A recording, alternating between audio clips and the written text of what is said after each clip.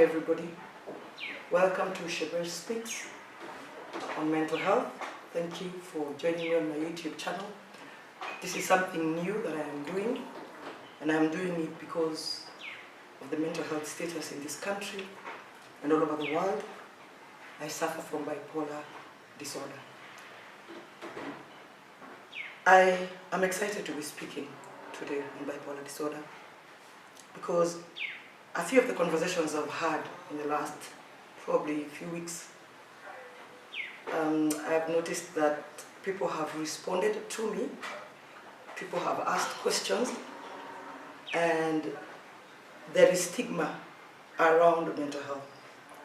And therefore I'm here to create a platform for those who suffer from mental health, especially those who suffer from bipolar disorder, which I do. And today being the first day of having this conversation, I will just introduce what bipolar disorder is to me, and what I've gone through, what I think has helped, what I think needs to be done, and how I think you can interact with your mental health issues or those of your family or friends. So let me say that when I was diagnosed with bipolar disorder, I am not the one who realized I had a problem. It was my husband.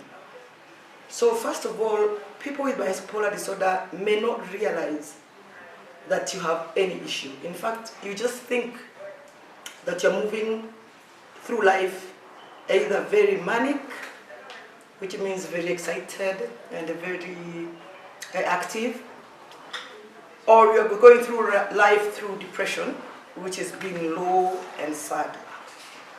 And until you get the diagnosis, you will not know that you are suffering from bipolar disorder. So again, I speak to you telling you that I have bipolar disorder, a disorder that was recognized by my husband, not by myself. And when he asked me to go see a doctor, I took it positively, and I did it immediately because I knew it came from a place of love and a place of concern. It's not that I had not noticed that I switch moods very quickly, which is what bipolar is. But I just didn't think there was anything wrong with that because I had seen other people also switching moods. But just to let you know what bipolar is a switch of moods from a manic state to a depressive state. Very high 1 minute, very low the next. Bipolar has two types, bipolar 1 and bipolar 2. I suffer from bipolar 2. Just also to say very quickly, I am not a psychiatrist or any form of doctor. You all know me. I'm a chief administrative secretary, and I have been a member of parliament, so you know I'm not a professional medic. But I am a survivor of bipolar. And that's why I'm saying that until and when it's diagnosed, you could live your life with bipolar, but on the way you will find that you find many confused states of yourself and those people who are around you. And so when I was diagnosed with bipolar disorder, of course I went through the rigorous process of getting a psychiatrist. And so I was saying on this, my channel, from the next episode, I will bring on the psychiatrists who I have around me, who have supported me. And I will also bring on board my psychotherapist who also has supported me. Bipolar disorder is a disease of the mind. Just like you can have diabetes, which is a disease of your sugar levels, or you can have hypertension. This message that I try to pass about bipolar being just a disease like any other is something I've struggled with explaining. But do you know the reason why people, when you tell them you have bipolar disorder versus telling them I have diabetes, have a problem? It's because bipolar and mental health has been stigmatized for too long.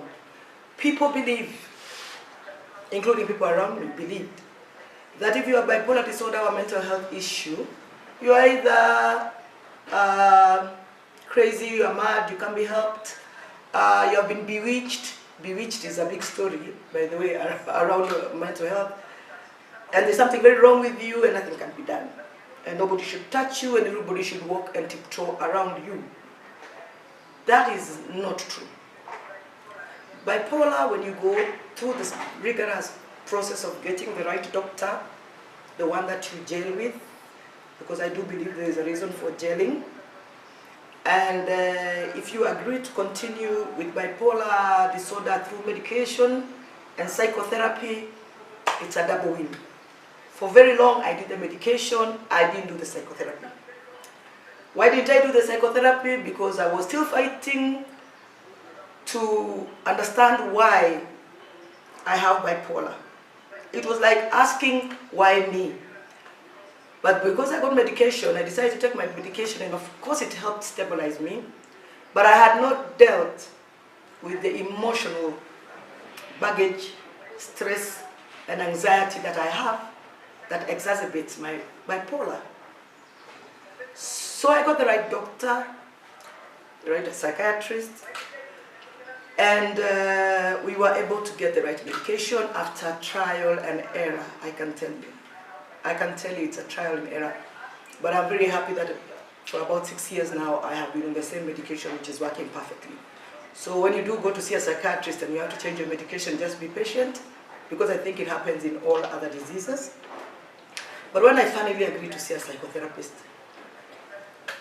I learned to deal with my triggers. Now, triggers are the reason why bipolar spikes, either to be manic or to be depressed. And triggers are things that probably were in your childhood, or things that just make you uncomfortable for reasons you cannot understand. And that trigger takes you one way or another. My triggers have always taken me, more or less, into depression. When I was still taking alcohol, my triggers would take me to mania sometimes, because I was mixing that with alcohol. And so, you know, stopping to drink was a big thing for me, to be honest, and maybe I'll talk about that later in another episode. But just to say that when you go to the manic side or to the depressed side, it's where you cannot balance the mania, and it becomes excessive, and therefore can become careless and actually risky, and you can literally become bankrupt because you also overindulge in many things, including spending money where you don't have to spend it. When you go to depression, I always try to describe depression, especially for someone who has never gone through depression, as a wet blanket on you every single day, every single minute. I will be looking at some of the comments for those of you who have joined me, and probably comment one or two. Thank you so much, Lydia and Consolata and Constance. Thank you, Fatuma, and the rest who are watching. For depression, as I was saying, it's a wet blanket over your whole existence. You lose interest in literally everything. At the same time, you can lose your appetite, or your appetite can increase. And getting out of depression, for me, the one that took me a year plus, is the reason why I decided I'm going to speak about mental health. So, as I said, in a month or so, a few weeks, I've been talking about mental health. The thing that I have gotten back that is amazing is, Paule, sorry, are you okay? God is with you. You shall make it. Those are the messages I'm getting, including phone calls. And thank you. Thank you for those who are asking me that question.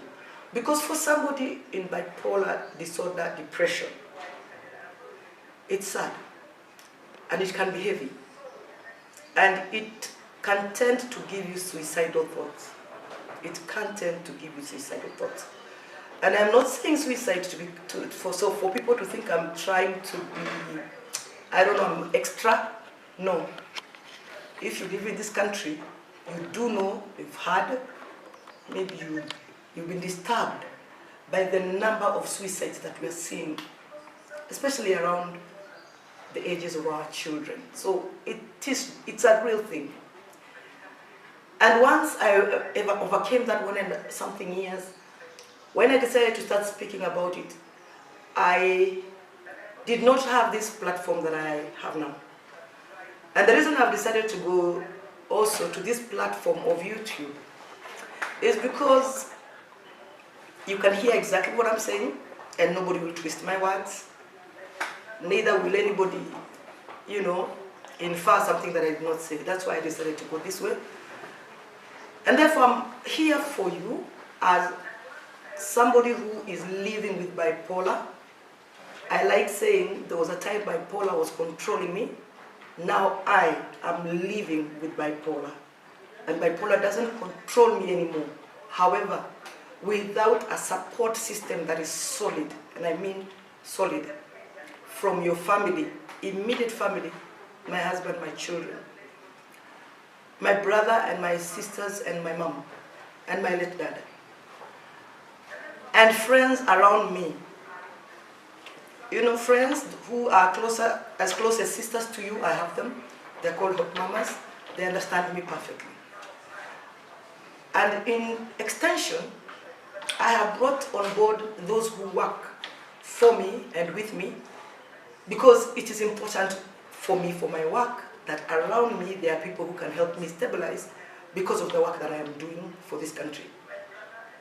And lastly, even for my bosses, and I thank the President, Uhuru Kenyatta, and my Cabinet Secretary, Professor Margaret Kopia, because I've had this conversation also with them, and they are 100% supportive. So let me see what people are saying, and see whether I can... Oh, let me speak about my sister, because I can see her here. My elder sister is called Betty. Yesterday she gave me permission to speak about her. My elder sister Betty is the firstborn in our family and is also diagnosed with bipolar. We have been on this journey together. Always my strength around my mental health issues. Nita says it's good for you to come to the open about mental health and depression. Is real, very real, Nita. Thank you. I also want to talk about, now that I'm reading comments, I want to talk about social media and cyberbullying. It's been a struggle for me to be on social media, because as I've told you, one of my triggers is always fear of rejection, where I feel I'm doing something and people are rejecting it. What I read into it is that they're rejecting me, and most of the time, no, it's not me they're rejecting. They could be rejecting just the idea that I was putting across, medication. So it was a point where nobody could even visit me as per se. And then when I came out of that hospitalization, at that time, I think I believed that that should have healed me. It had not. And therefore, I, again, played around with, should I continue the medication, should I not? I've been in hospital for 1.5 months, I think I'm okay. Again, not really, I wasn't okay. So when I came home, I went into that deep depression because I had stopped taking my medication. Underline that. I had stopped taking my medication, assuming that I could do without it. A very big mistake we make. I repeat, a very big mistake. So I was in my room, not leaving the bed, maybe just to go to the bathroom and back, hardly leave, and not meaning that I was necessarily going to bath every single day, not necessarily. I could just not get out. I couldn't think of anything positive. I couldn't feel happy. I had no joy. I normally see my children and I'm very excited. I mean, I love my kids so much. I love my husband, I love my family. But they would walk into the room, look at me, and I would stare back at them. And it's not that I didn't realize how much that was hurting them. I did. I just didn't even have the capacity to even tell them, sorry, I don't know why I'm feeling this way, but I'm just feeling it. And after a long time, again, one day, My sister Betty, who I've spoken about already, walked into the room. I think my parents were also here, I don't remember. She's put in the car again and taken back to hospital. And this time, I was able to keep to the regiment. But that whole process I'm telling you about, Njoki, took me close to a year. That is now the depression that worries.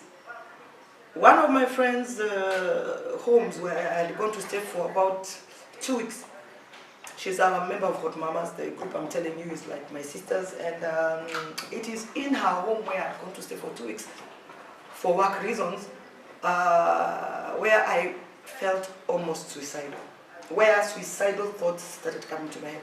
And how do suicidal thoughts come? They just come because you're not being able to get out of this state. And you're starting to feel guilty about everybody else who is having to be sad about your state. So you're even carrying more guilt than those who are around you. But listen to me clearly. And I want to be very, very clear about this. I was offered help throughout this year.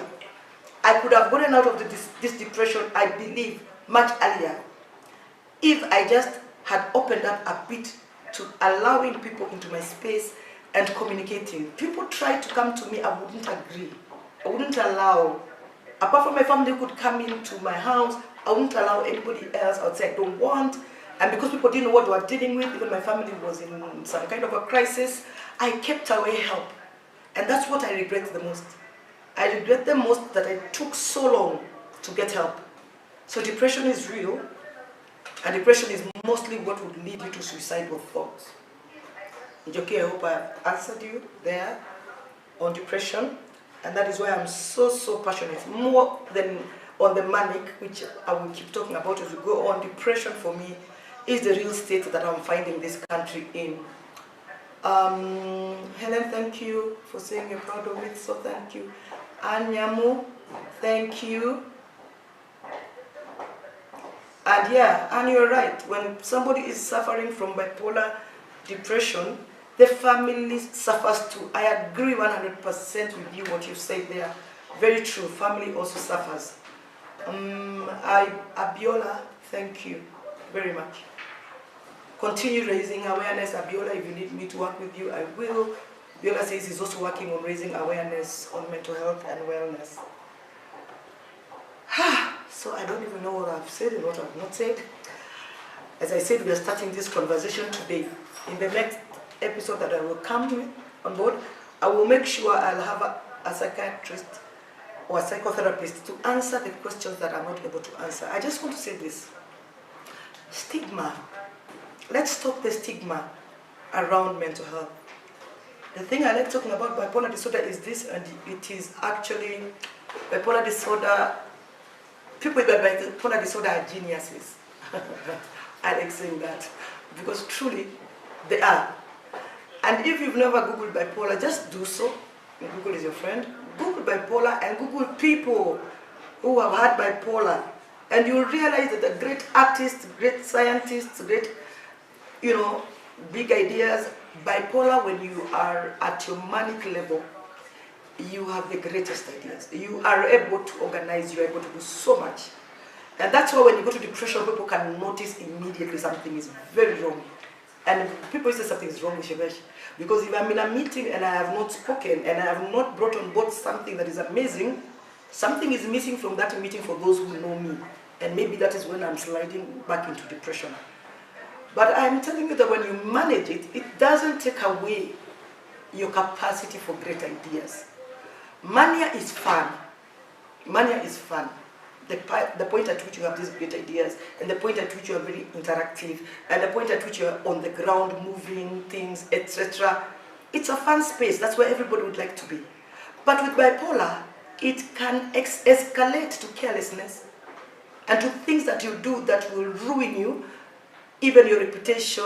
It can ruin your finances. It can ruin your relationships, because now it has gone to a level that as bipolar you cannot control unless on medication.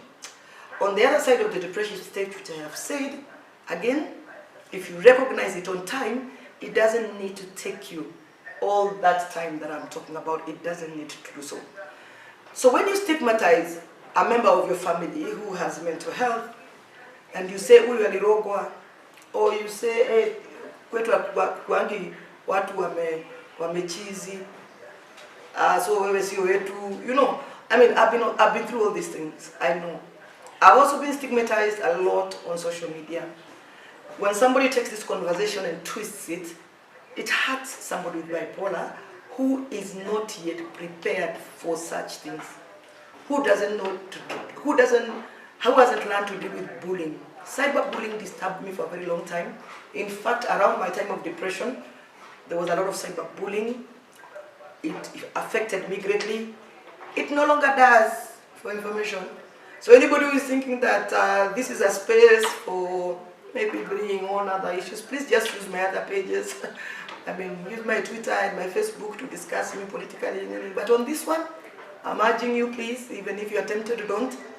Because this platform, I'm hoping all the people who are logging in now will benefit, and they might not be able to understand the comments you make. So please, let's make this page about mental health and no stigmatization. Oh, Lucy, thank you saying you're listening to me. Continue listening. Thank you. I think I want to close on the stigma issue and to ask those of us who stigmatize people with bipolar, please stop. If you are like me, who has gotten COVID, and everybody around me has gotten COVID, I was already carrying guilt. Guilt, huge guilt, thinking if it was not for me doing my work, especially on FGM, which I'm very passionate about, and taking my staff all over the country. 1 minute we're in West Pokot, the other day we are in Samburu, etc. We would be on the road for a month on FGM because the president is committed to that. When we all got COVID, it took me a while to get over the guilt. But now that I have the tools to deal with a trigger like guilt, it didn't take me down. COVID is coming with a lot of stigmatization, which worries me. People don't want to say they have COVID. I don't know why. I don't know why. But when I think about it, I truly believe it's because of the way people are reacting to you when you say you've had COVID. Stigma, even around other diseases, HIV stigma was such a big thing.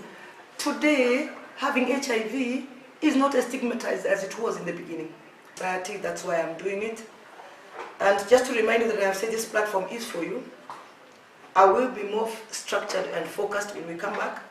We will take item to item. I think that would be fair. One day we discussed mania and we really get into mania, so that you understand it.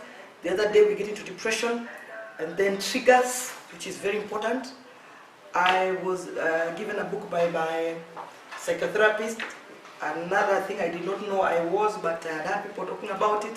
Don't know whether you can see it here. Yeah, that's the book. It's called Codependent No More: How to Stop Controlling Others and Start Caring for Yourself. This is a book that I am reading already. The few pages I've read, I recognize myself so much. Around me, there is a tendency for taking care of everybody and forgetting myself. That's why I'm reading this book. That's why my psychologist told me to read it. So there are so many things that stem out of mental health. But let me conclude by saying this. We are okay. We are okay. Totally okay. Look at me as an example, and I hope I'll be able to bring colleagues of mine who will discuss this. I'm hoping soon to bring Cass Nadia, who also has a mental health issue, which that is why she's also passionate. I'm looking at celebrities who have spoken to me before, journalists when they've interviewed me. Some of them have come and asked me questions. I'm hoping to bring government here to speak to you about mental health. So as you subscribe and ask others to subscribe, please also suggest what it is in mental health you would like to discuss, because bipolar disorder is just one of the many mental health. We are okay. You can beat this. You can beat this. We are okay. God bless you. See you in the next show.